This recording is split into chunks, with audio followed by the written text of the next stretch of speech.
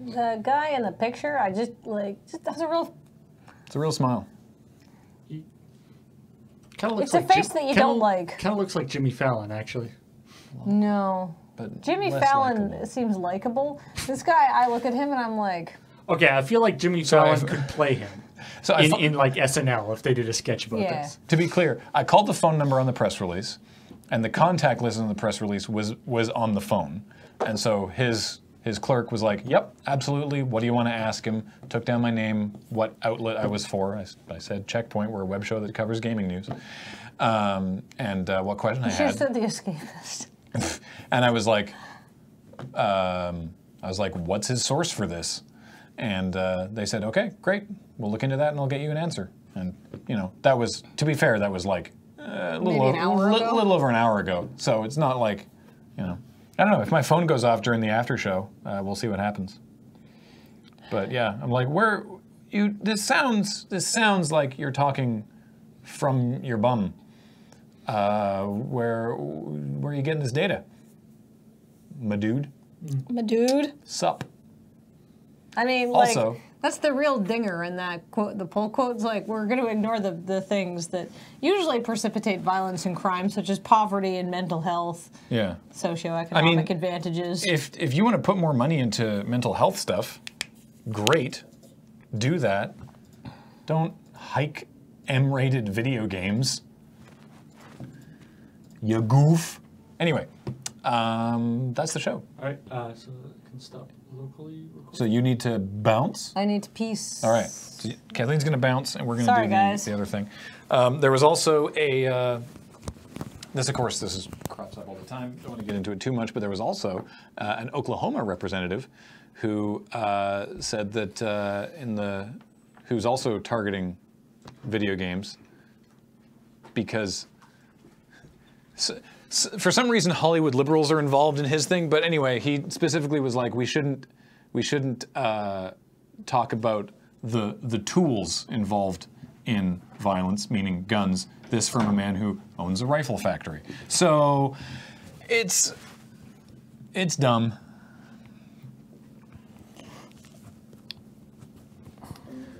So let's talk about the gaming news that's not that doesn't involve guns. Hello, everybody. Hey, look, it's Paul. I get to sit on this side of the desk this time. Mm-hmm. So, stories that we talked about. Yeah, the Zenyatta thing is just, it looks like, it's just really funny. You said it looks like the walk of someone who's used to floating. Or Zenyatta is just like, this is what you look like. This is what walking people look like all the time. Doopa-doopa-doopa-doo, look at me, I'm walking. Yeah. Oh yeah, Anarin. So 2 things from Metal Gear Survive, which I wish I'd talked about. So 1, you can have a character in Metal Gear Survive, obviously, and you can save your game and all the normal stuff that you would expect from a video game. And if you want to make a second character, you have to buy another save slot. It's $10. Apparently, I saw a thing about this, and apparently that's actually like they've done that a couple times on because the Metal Gear mobile games did the same thing. I didn't know that. Yeah, not like mobile as in like phone, but like the some of the other other non-canon Metal Gear games, I guess. And the other Metal Gear Survive piece of entertaining stuff was that, for those who saw me play it, at the beginning of the game, you enter your character name that you desire, and then it appears on this like roster clipboard that a character looks down in a cutscene. And the other names on the roster, the first letters of the last names spell out KJP Forever, as in Kojima Productions Forever. And then at the bottom, the last 2 names on the list are Cunning Yuji, Yuji being the producer of the game, and Bastard Yota being the director of the game. Yuji Korakado and Yota Tsutsumizaki. Like, that can't... I'm curious about that, like... like how something like that would have ended up in the game. The theory is that the execs don't play the game. But that it's, yeah. I guess, and the other question is like whether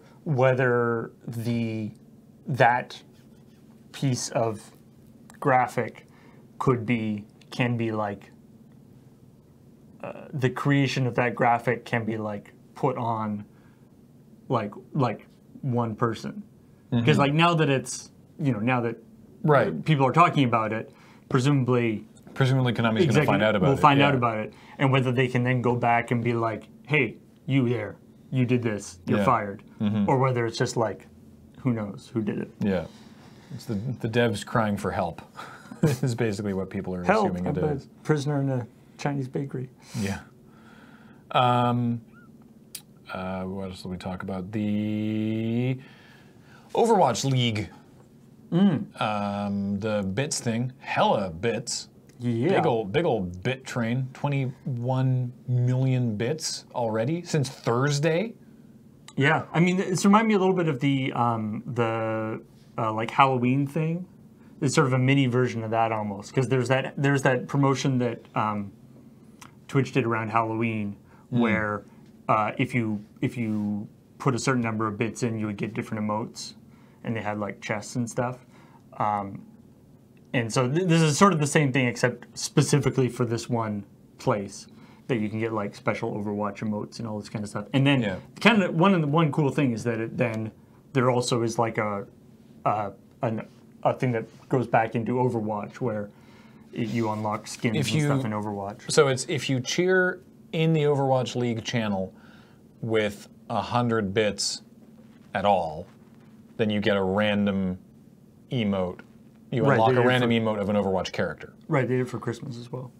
If you cheer with 150 bits using the cheer mote of your team, or the team that you want to support, then you unlock that team's emote on Twitch. And if the whole thing total gets to 40 million bits, which they're like ridiculously close to well, they're over halfway since Thursday, yeah. Then everyone who plays Overwatch gets a Tracer skin, and there's 3 more unlocks after that. I mean, the league season is like it's going on for like a while, right? Yeah. So it seems like it's going to be relatively. I mean, obviously the bits aren't going to keep coming in quite as fast as they have the first days, but it seems like unlocking this stuff shouldn't be that hard. I wonder if it's like a Twitch specific Tracer skin, like purple or something. That'd be kind of cool. That could be cool, actually. There's Does anyone other than Twitch get money from this? Well, yeah, the Overwatch League. Yeah, like Twitch. I mean, they have not actually said how they haven't said how it divides out. Twitch gets a cut of any bits that people buy. That's just how that's how bits operate. But ordinarily, like if any of you kind people were to buy bits and give them to us, then Twitch gets their cut up front, and then we get all of whatever bits you actually give to this channel. Right. In the case of Overwatch League, it's not going to the Overwatch League channel. It's all they've said is it's going to support the partnership between Twitch and the Overwatch League, whatever that means. Again, Twitch paid $90 million for the rights to broadcast the Overwatch League, so presumably they want to recoup some of those costs. The Mario Odyssey thing is funny because like we were talking about this off like while we were writing, and Paul was saying that people really want Nintendo to make it so that you can't glitch the balloons outside the map, but they really, really don't want Nintendo to fix the glitches because that'll ruin speedrunning. So they just want Nintendo to make it so you can't take the balloons with you when you glitch, which seems very. It's like that seems like a bold wish. Yeah, we don't just want you to fix this. We want you to fix this in a very specific way that won't mess up the other stuff. Which I think I don't know. If I was Nintendo, I would probably just be like, okay, we'll just, fix some of this glitch stuff. Apparently, part of the problem is that you have to pay to do the balloon search. You have to pay Mario coins and into it to do it, and then you get Mario coins based on how well you do, and so you could be on a streak, and then your opponent's just like, lol, it doesn't exist, and then you lose your streak because they've gone and hidden your balloon somewhere inaccessible. And by inaccessible, I mean normally. Obviously, they could get there, and maybe you could get there if you know how to do the specific glitch, but it's like... Even if you know how to do the glitch, you gotta find the thing. And finding, and placing balloons doesn't cost anything. Like, you can place a balloon for free. Yeah. So that means that, the people placing balloons can have as many tries as they want. Yeah. But, so, it's kind of...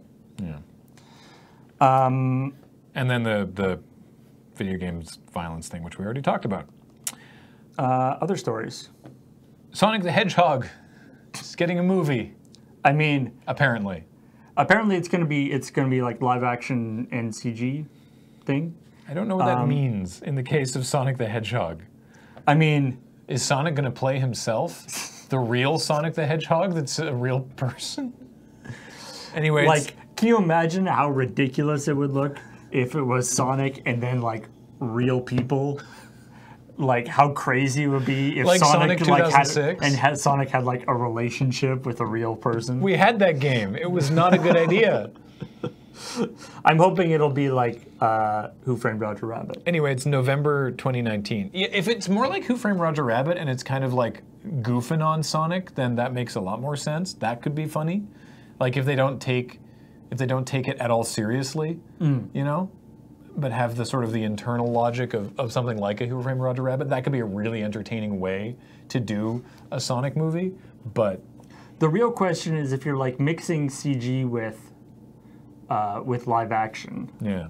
I think like making Sonic CG is pretty obvious. Mm-hmm. The question is Robotnik.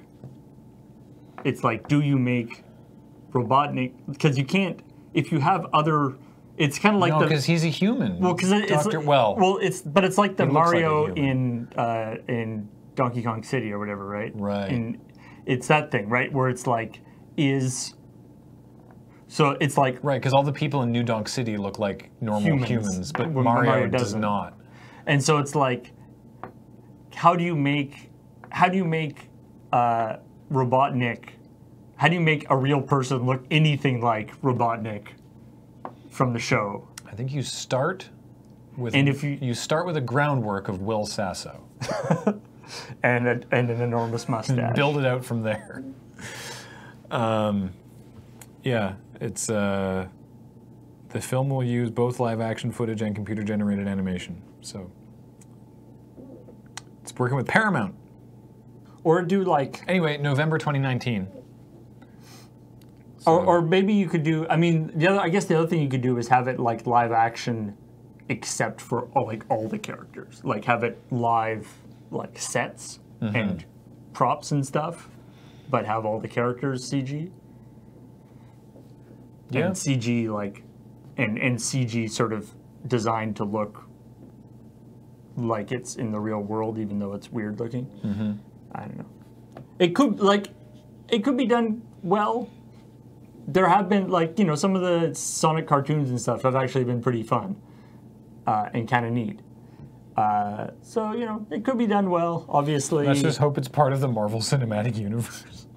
What? There's speaking of, I was actually just remembering. Speaking of video game movie things, there's a great bit in. I just went back to Assassin's Creed Origins the other day because there's the DLC now, right? And there's a great bit where in the present day or whatever future part, like where you're not in the Animus, but you're the woman who's doing the Animus diving or whatever you call it. Right. And there's like a bunch of things you can go on her laptop and read a bunch of emails and stuff. And there's an email that's like her consulting with somebody about Animus stuff, and one of them is like, could we do it like where it's just a thing attached to the person and then they can like move around, so they aren't just like lying in the bed, and they can move around. And it's like, no, that would be really stupid. There's no way that would work. Which is how they did it in the Assassin's Creed movie. Awesome. There's an article on Kotaku that's like not really news per se, but just people have not stopped making like sexy anime titty games on Steam, and one publisher, even though they're technically not allowed on Steam. Technically, even though, and there's one publisher that is incredibly prolific, maybe partly due to the fact that their games are not translated very well. Mm-hmm. It's just like it's an article that's sort of talking about a couple different games that from this publisher that the author played that like you sort of get the gist, but the words don't really paint a picture. You're like, oh, I get what they were trying to say. Yeah. Huh. What I liked about this article is just like, who are these for? Like, Sir Jack, you are correct. It is Sakura Games, yes. Why do these exist?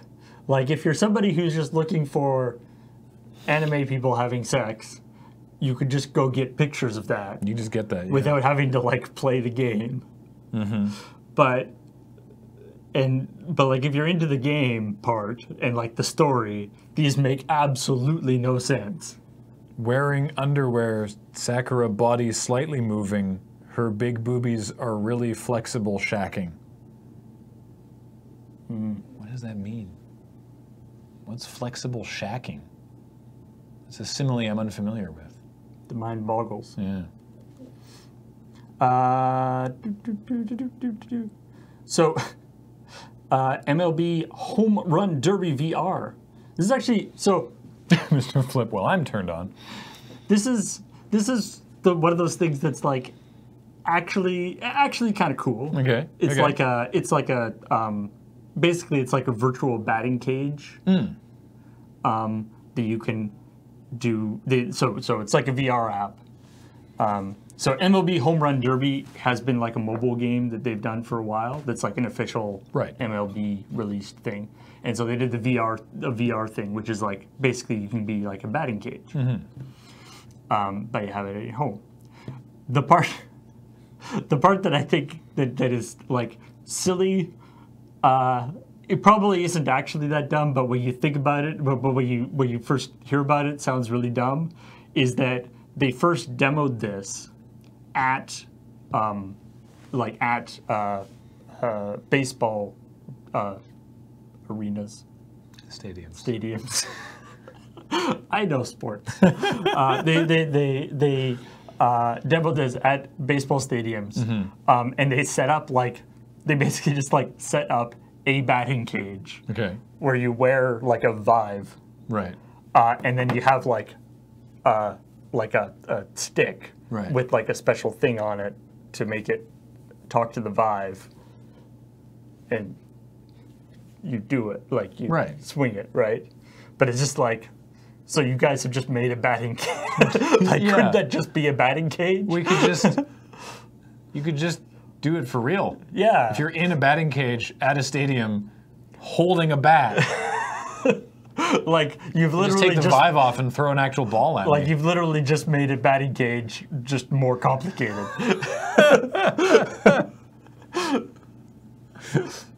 Anyway, I just thought that was fun. And apparently there were lineups around the block to play in this, hours long lineups to do this. Xanadu, that is a fair point. People tend to attribute more value to things they helped create or feel like they helped create.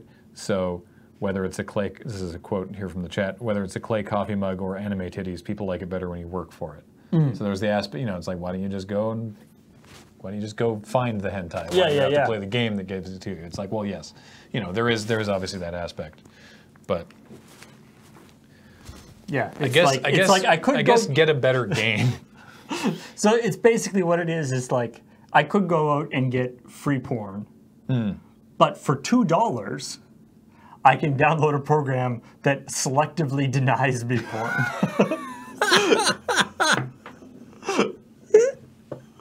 I know it's in there somewhere. Yeah, because getting it for easily makes it too easy. I want to look at naked people, naked anime people, but I want to have it so that it's hard to get. Yeah. I don't want it to be too easy. I'm sure you guys have probably talked about this before, but are you hockey fans? If so, what teams do the gang support? I mean, kinda. James is a big hockey fan. Yeah. And, yeah. Like, because Tim used to be a really big hockey fan. Yeah. Tim liked the Leafs. Because we're in Victoria, we're sort of obliged to support the Canucks, but they've not been great for a while. So, yeah. I'm into Olympic hockey. Like, I'm a mostly. I'm a fan of hockey to the extent that I'm a fan of any sports.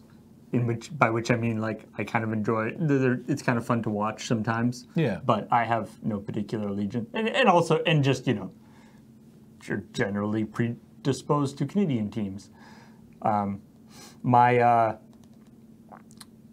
able to keep a relatively close eye on, or a relatively good idea of how we're doing in the Olympics or the Stanley Cup or whatever, because I live relatively close to downtown, and especially relatively close to an area where there's like several pubs. Oh yeah, so when I can tell whether we've won or not based on the noise that comes through my window. Yeah, they're like, oh, something good just happened. Oh, something bad just happened. Oh, actually, it turns out that those two sounds are remarkably similar. Yeah. Oh yeah, curling is great. There's been some really good curling recently. When we won the when the Canadian won the, I don't know, was it the Stanley Cup they won a few years ago? Jeez, either that or like was it the gold medal game? Maybe it was a gold medal game. Last Winter Olympics. Yeah, last Winter Olympics. Yeah. It was so great because there's like all the like cheering, and then so it was cheering, and then people who were like oh shit, I need to get out, I need to leave this bar, get into my car, and then start driving around honking my horn. Yeah. But my favorite part was, so there's all these people like driving around honking horns and like making you bin, and then friggin' fire truck like starts coming down the street, and if you know fire trucks, if there's a horn honking competition, fire truck will always win. Yeah. Yeah, they have like their regular horn, and then they have like their special horn. Yeah. And so they were like, woo!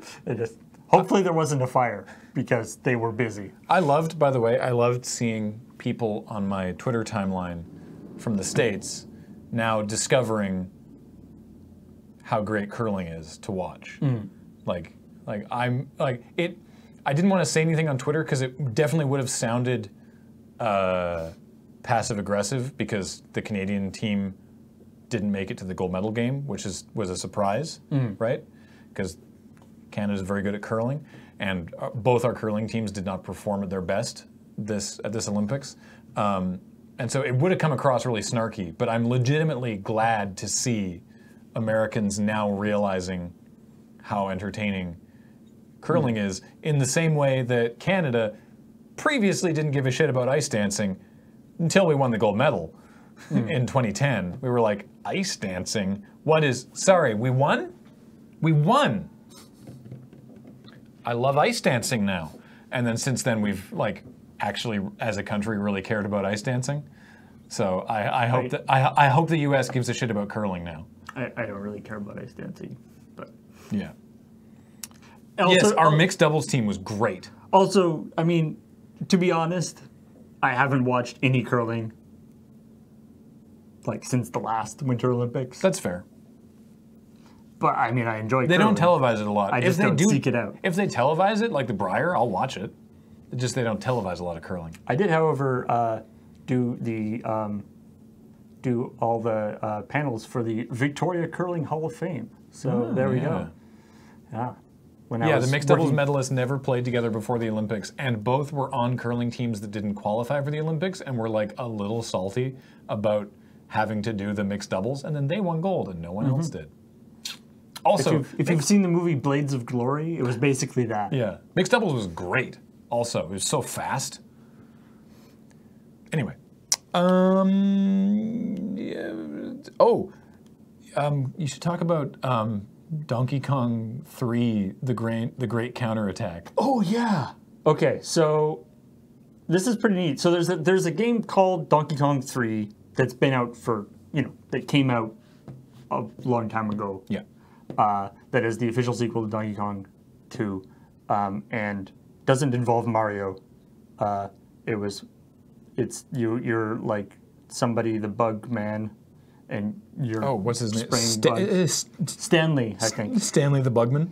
Yeah, Stanley the Bugman, and you spray for bugs, and Donkey Kong like tries to climb down vines, and you spray up his butt, and he goes back up. It's a weird game. It was Nintendo hadn't quite solidified the Mario chronology at that point. But people have found out that Nintendo licensed a bunch of their games or a bunch of their characters and games to Hudson Soft to make games for the X1, Sharp X1, which was a Japan only computer system. Yeah. And so for the longest time, there's been this idea that there was this version of Donkey Kong 3 for the Sharp X1, and it was called Donkey Kong 3 The Great Counterattack. And the problem is that the Sharp X1 was substantially less powerful than arcade cabinets of the time. And so whereas the original Donkey Kong 3 was like in a series of greenhouses and there was like multiple levels and Donkey Kong was like coming down on vines and stuff. When they made it for the Sharp X1, when they remade it for the Sharp X1, they had to change it so that it was just one level. And Donkey Kong just kind of floated down with two tiny parachutes. Two tiny parachutes that I think it's like they were supposed to be balloons, but for some reason they drew them as parachutes. Yeah. So he's like two little parachutes and he floats down. And in fact, the game was so different that instead of being like, here's Donkey Kong 3, but kind of a crappy version, they called it this Donkey Kong 3 The Great Counterattack and sort of put it forward as like a semi-sequel to Donkey Kong 3. But the great thing about it is they kind of leaned into this idea that their version of Donkey Kong was different, and so they like rather than taking place in a bunch of greenhouses, you travel all over the world and in fact into outer space. So Stanley the Bugman fights Donkey Kong floating down on little parachutes in outer space, which feels like it's probably an issue. Completely ruins the suspension of disbelief. Yeah. Where does this go in the timeline? Yes, and so the first comment on it was like, well, this totally messes up the Ape Wars timeline.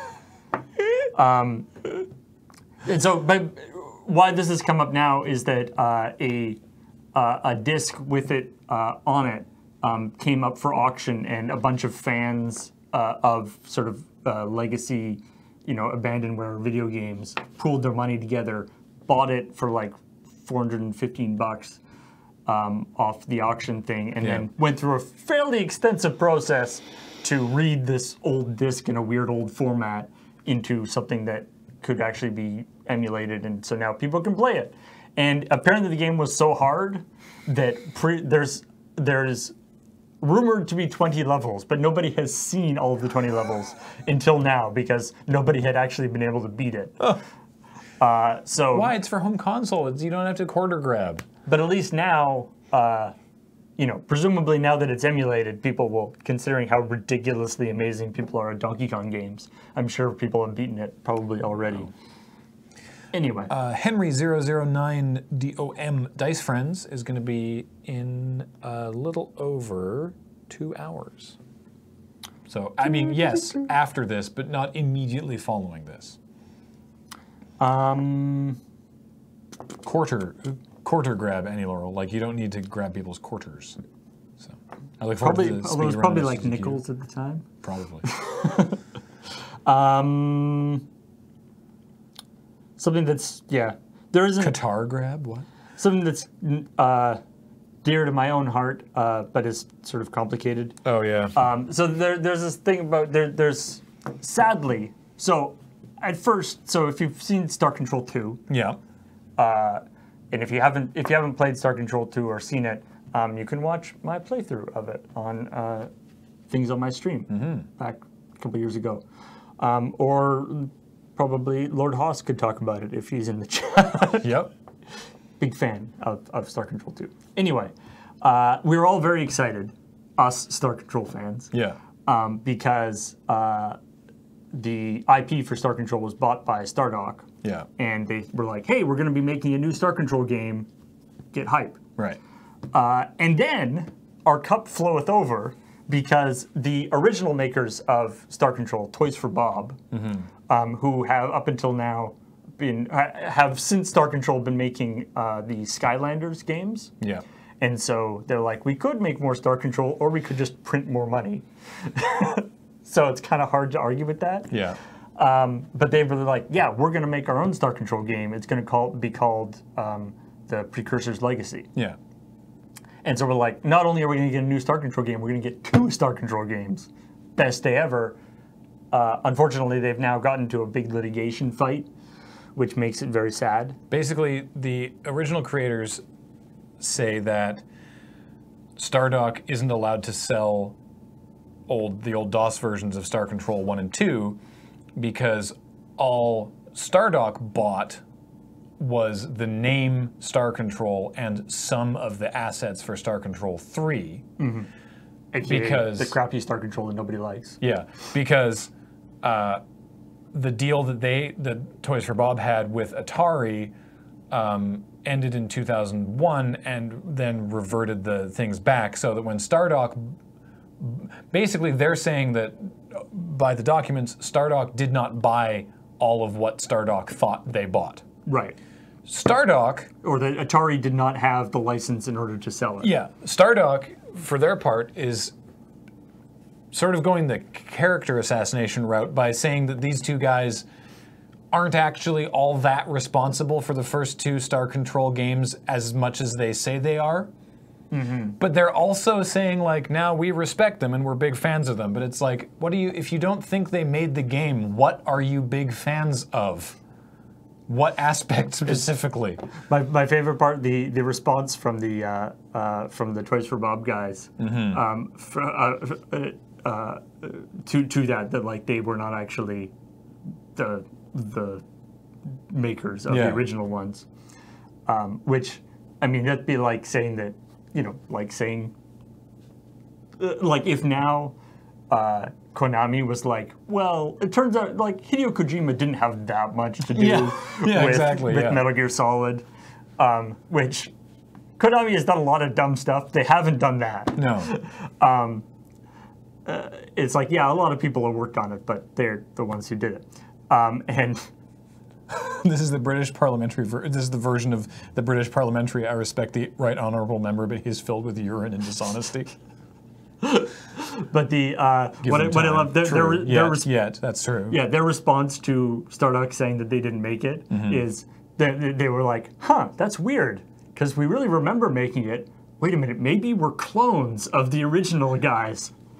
Oh, and well, in which case we're gonna do what we feel that the original Mark and Bob or whatever their names was like, whatever the original ones would have wanted to do and continue on, making and it's in interesting. Their name. It's interesting because before even it got to the legal point, the Stardock CEO made a forum post on their forums on like the anniversary of the game that was like initially trying to sow these seeds of character attack where it was like, hey, it's the anniversary of Stardock, or it's the anniversary of Star Control. It was made by these 2 guys. But how much influence did they really have? Don't forget all the other artists and stuff who worked on the game. And then like one of the artists posted in the forums and was like, hey, this is a really nice write-up. Fred programmed this. He did the whole thing. So anyway, I didn't do the story on the show because it was like really hard to summarize, and I couldn't get around like it's complicated to go into. Yeah, I couldn't get around like not just continually referring to Brad Wardell as a colossal shitbird. He's the CEO of Stardock. He's not a nice man. So it was like I don't know how to work this story properly. So anyway, there's that. But anyway, it's the hope.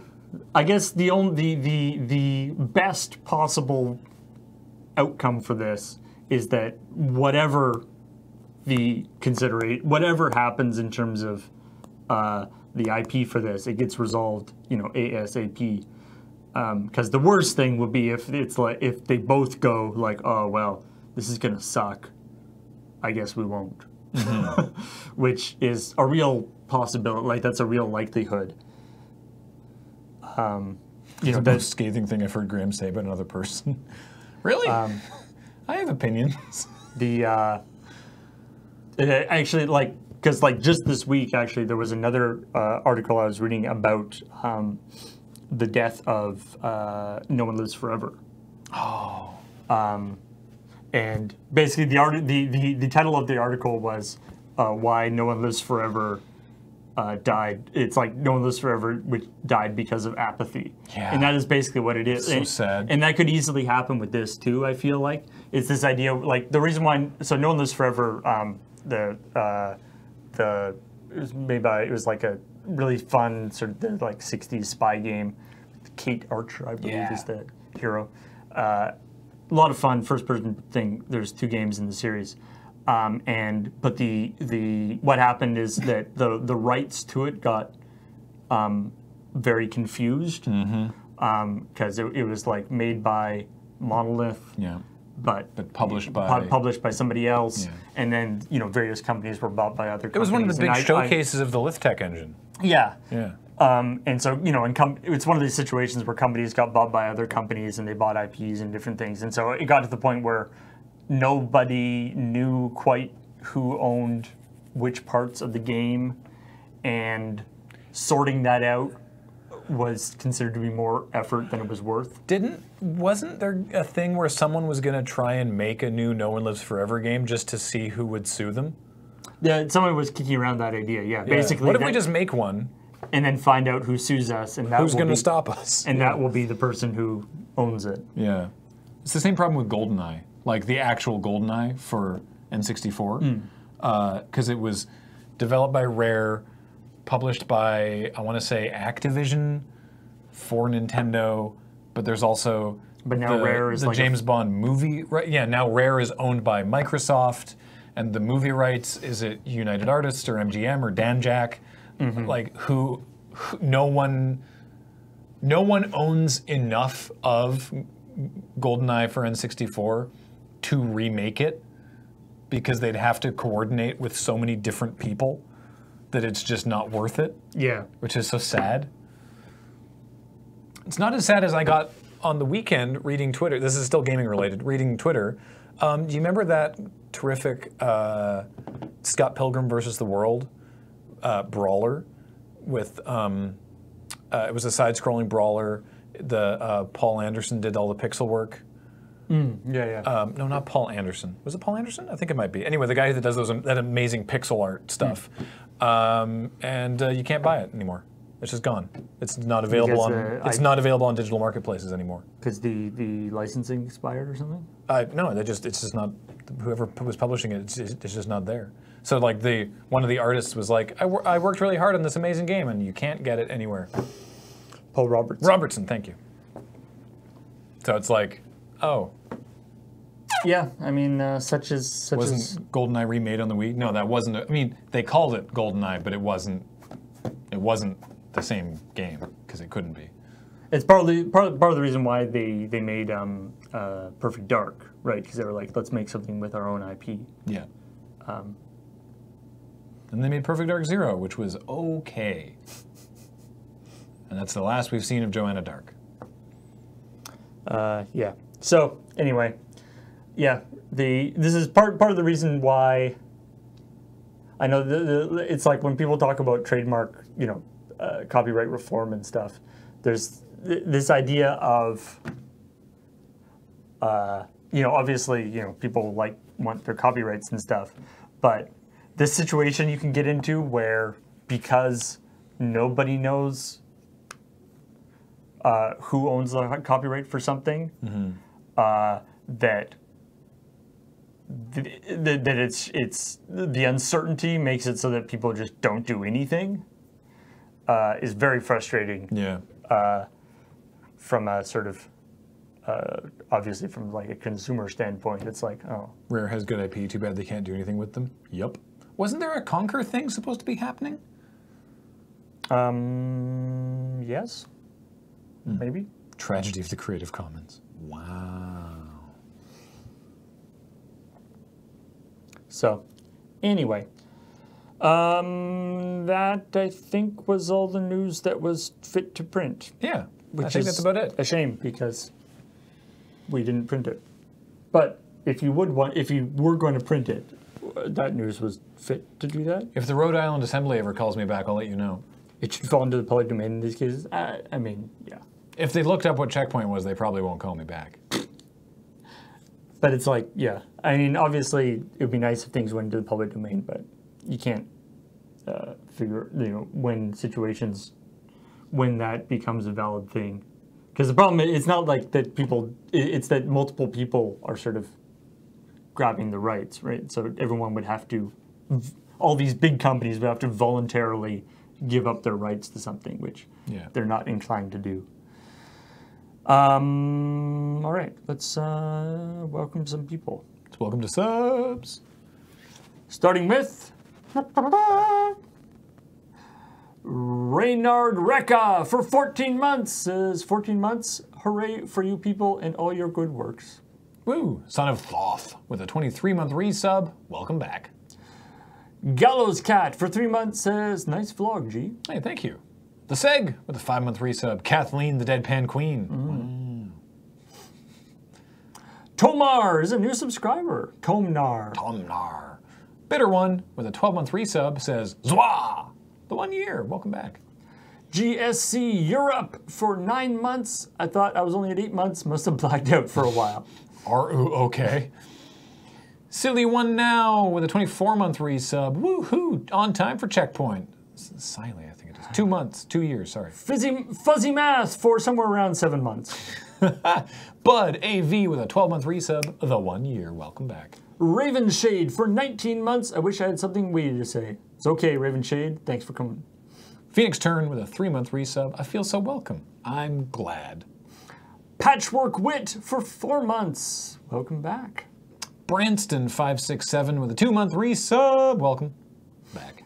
Xanadu 84 for 2 months. Should I put a clever thing here? Am I doing this right? Yeah. Conspicuous Compiler with a 23-month resub. This just in, 2 years are now defined to be 23 months as a cost-saving measure. Hey, 2 years! Woo. Ad Kodak is a new subscriber. Welcome to the channel.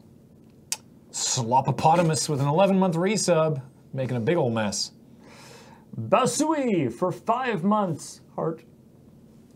Chef Steven with a 37-month resub. Welcome back. And thank you for 2,122 bits from Foxmar320, Valhalla Knight, Rock Pusher, Is an Insect, Azure Shock, Dark Morford, Feldheim C, and Contingent Cat. Woo! Yay! Thanks so much, everybody. Really appreciate that. So yes, come back in 2 hours' time for Dice Friends. They are friends, and they have dice. And hopefully we will be doing things. Yeah, I'm worried. Rolling them. I'm worried. No spoilers, but yeah, it should be interesting.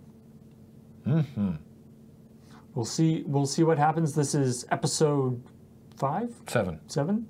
Wait, 7? Yeah. It was 6 last time, so that follows.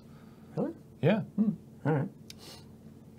Snack is afeared? Yeah, Snack's super worried. Are you kidding me? I mean, I feel like Snack is afeared a lot of the time at the end of a session. True. That's true.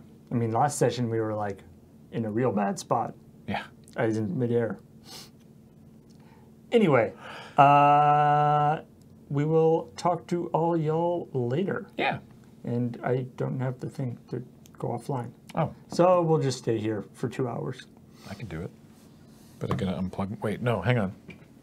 If I can get to the board. Hey, everybody. Okay. Today we're going to be which mic am I? Talking about you're probably 3? I'm 4, according to this cable. Oh. If this cable's plugged in the right place. Well, we'll see. So this should turn me off? Are you off now? Am I on? Am I on?